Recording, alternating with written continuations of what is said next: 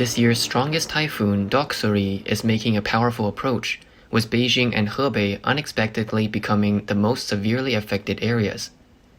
Following Doksuri's landing in Beijing, the local government urgently issued a highest-level warning. Videos show torrential rain falling in various places in Beijing's Mentougou district, with rivers swelling and surging, turning streets into rivers.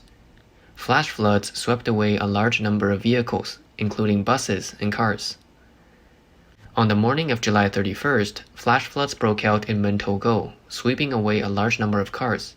There were fatalities, making for a chilling scene. The woman who filmed the video exclaims, "Oh my, look at all the cars. Oh my, the lights are on. Are there still people in the cars?" Another woman responds, "There are people. Oh my god, this is dangerous."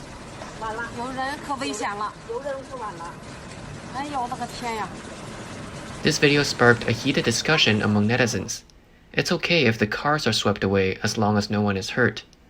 This spectacle makes everyone think. It's hard to imagine such a heavy rain without seeing the video. I hope no one is hurt. It looks quite serious. The water is high. So many cars. I hope everyone is safe.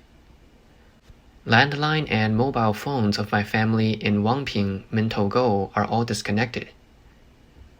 According to Beijing Daily, due to heavy rainfall, Mentougou had to discharge floodwaters into the Yongding River, with all the surrounding main roads temporarily sealed off. Videos circulating on the internet show floodwaters washing away railings on the streets, with many vehicles and people trapped. A young man died in the flood, his body stuck on roadside railings, attracting many onlookers.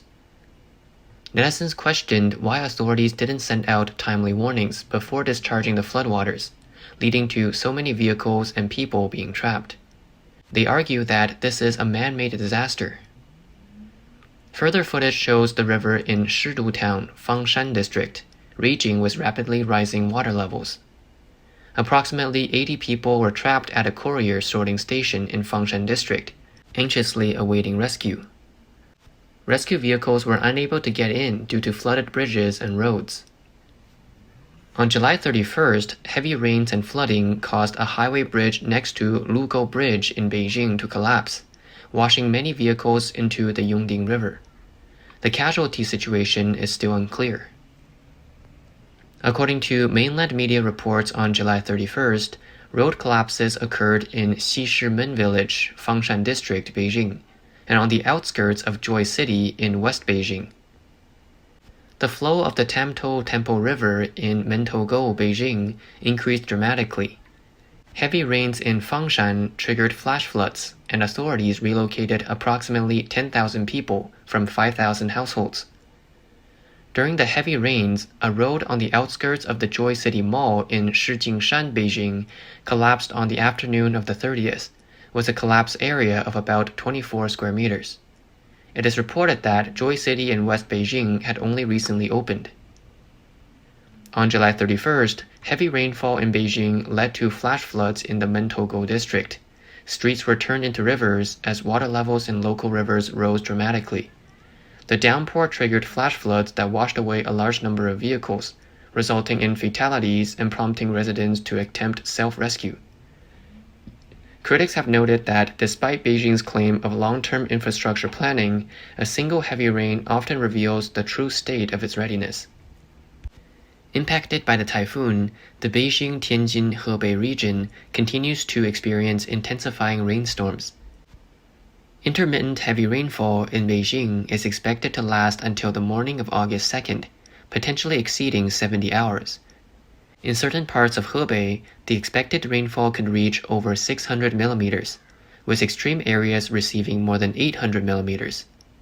For context, the annual average rainfall for major cities in Hebei province typically ranges from 400 to 650 millimeters, which means this storm could drop an entire year's worth of rainfall in a single event.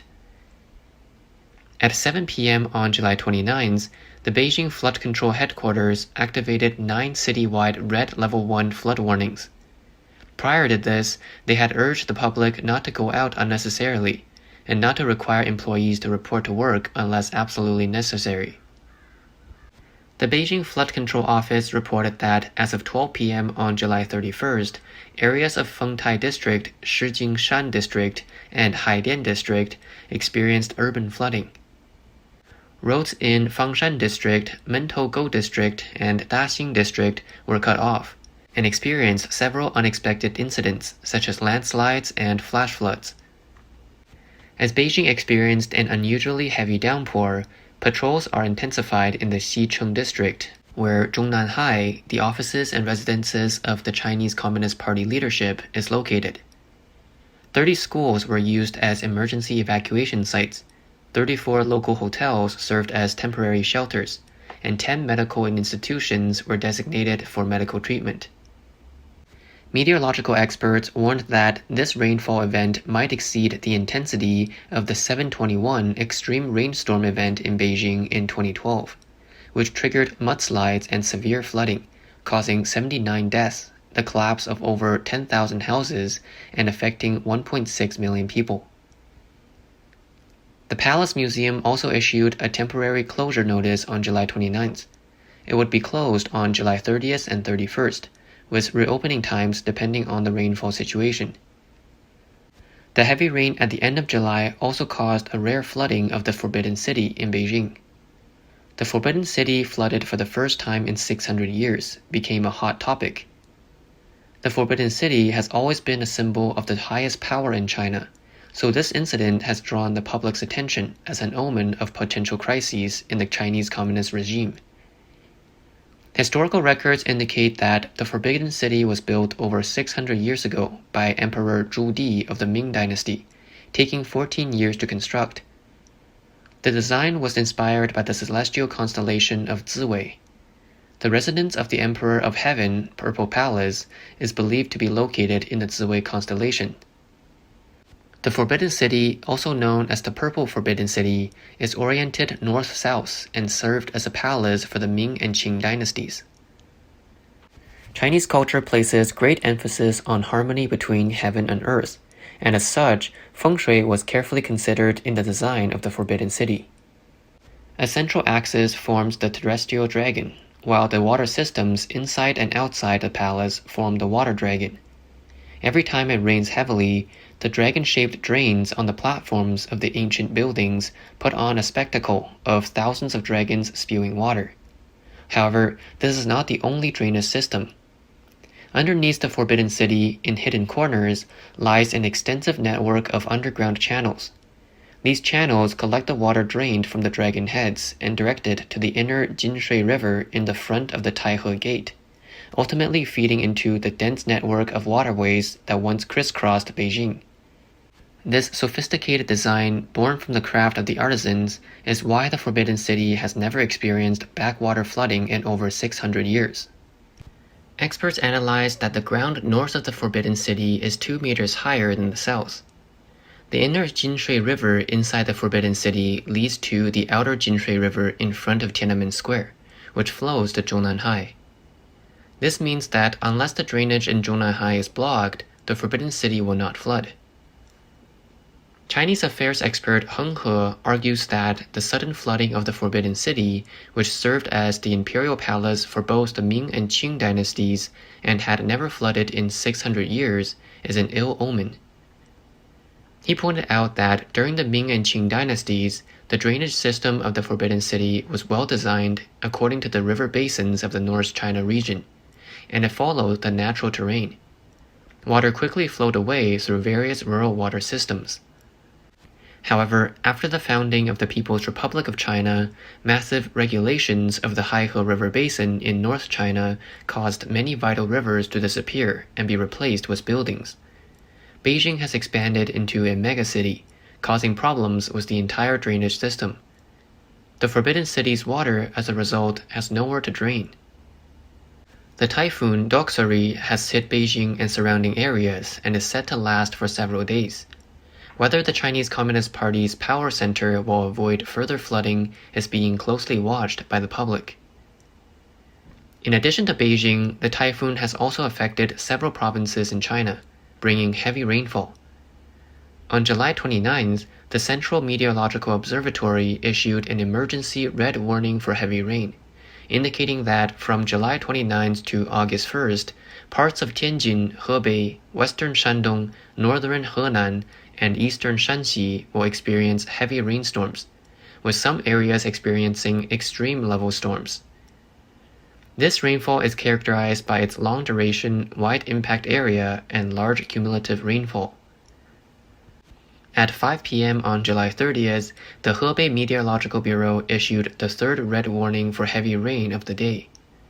From 8 p.m. on the 28th to 4 p.m. on the 30th, Baoding, Xiong'anniu area, Shijiazhuang, Xingtai, and Handan had experienced over 200 millimeters of rainfall, with some stations exceeding 700 millimeters. From 9 a.m. on July 29th to 11 a.m. on July 30th, the maximum rainfall in the Beijing-Tianjin-Hebei region occurred in Zhaozhuang-Liang Estate at Lingcheng County of Xingtai City in Hebei Province, at 583.8 millimeters. Reportedly, a bridge in Mancheng district of Baoding City in Hebei collapsed, causing 2 passing trucks to fall into the water, with 1 person missing. Viral videos show that on July 30th, the torrential rain wreaked havoc in Baoding, turning streets into rivers. Vehicles and pedestrians waded through knee-deep water. A plethora of private cars were submerged, with passengers escaping through sunroofs for safety. Many other images show widespread damage across various counties in Baoding. Some streets in cities with lower terrains are now completely submerged, with some rural areas even alerting villagers to prepare for evacuation. Continuous torrential rain has been affecting Beijing and its surrounding areas and is expected to continue until August 2nd. The last time Baoding experienced such a downpour was in 1963.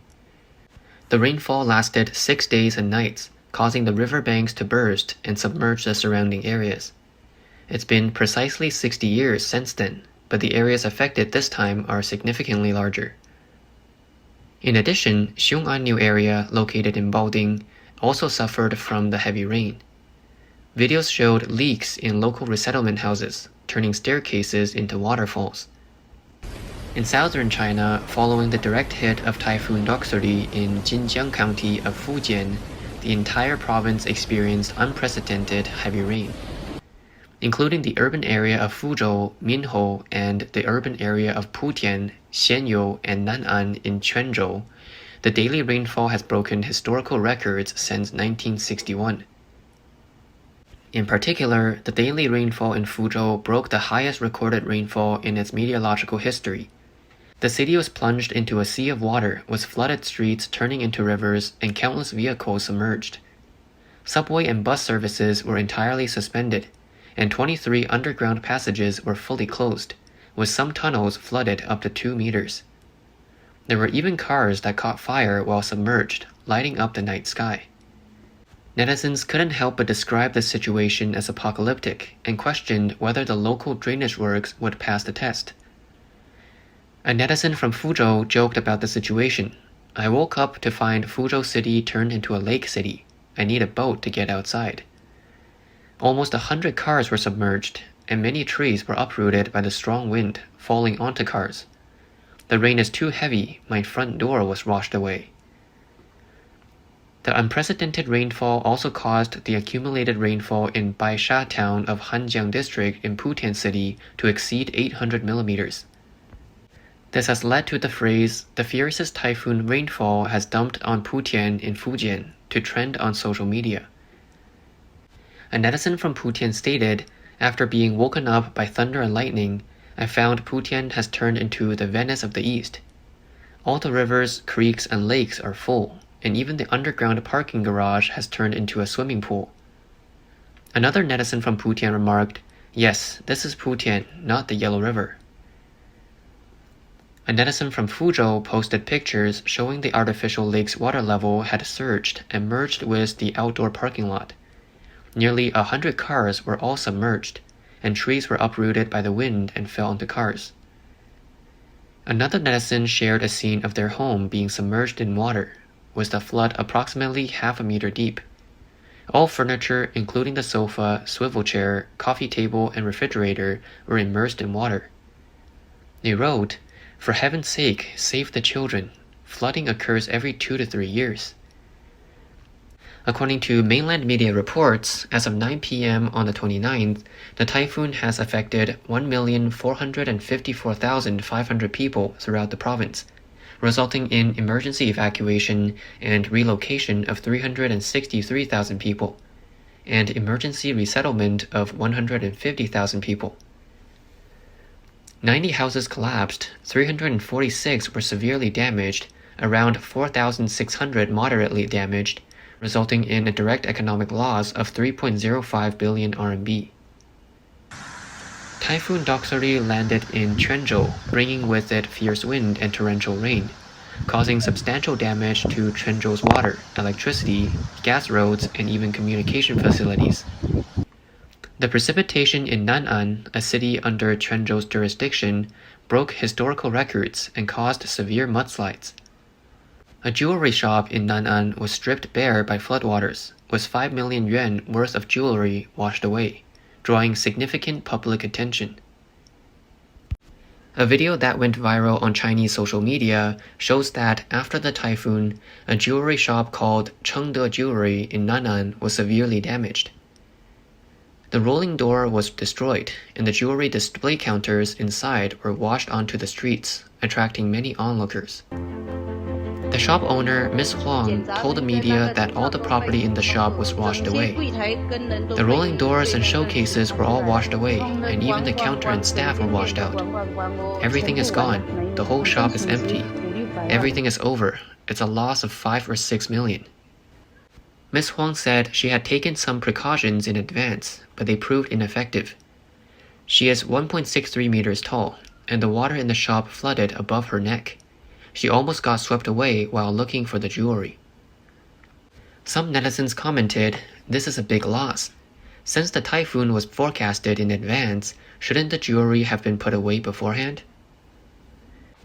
Didn't they get a warning about the typhoon long ago? Why didn't they pack up and keep it safe? A loss of 5 to 6 million, what a pity." I've worked in a jewelry store, and we didn't need to lock the jewelry in the safe after work. But the jewelry is all on the counters with locks. It's a bit surprising that it was all washed away so cleanly. A netizen from Fujian, Baby Chi, responded, "This is in our village. As the village had already been flooded once, when the water receded and the sun came out, everyone thought it was over. Plus, this shop is relatively higher. It wasn't flooded the day before, while my house, which is on lower ground, was already flooded once. We didn't expect that the heavy rain would fall in the middle of the night, flooding higher than the day before. Everyone was caught a bit off guard. Our village really suffered heavy losses." On July 29th, Nan'an City released a letter to all citizens stating that due to the impact of Typhoon Doksuri and continuous heavy rainfall, all towns in the city have seen a cumulative rainfall of over 200 millimeters. 5 towns have received more than 400 millimeters of rain, and 1 town more than 500, breaking historical records. Nearly 400,000 people in the city were affected.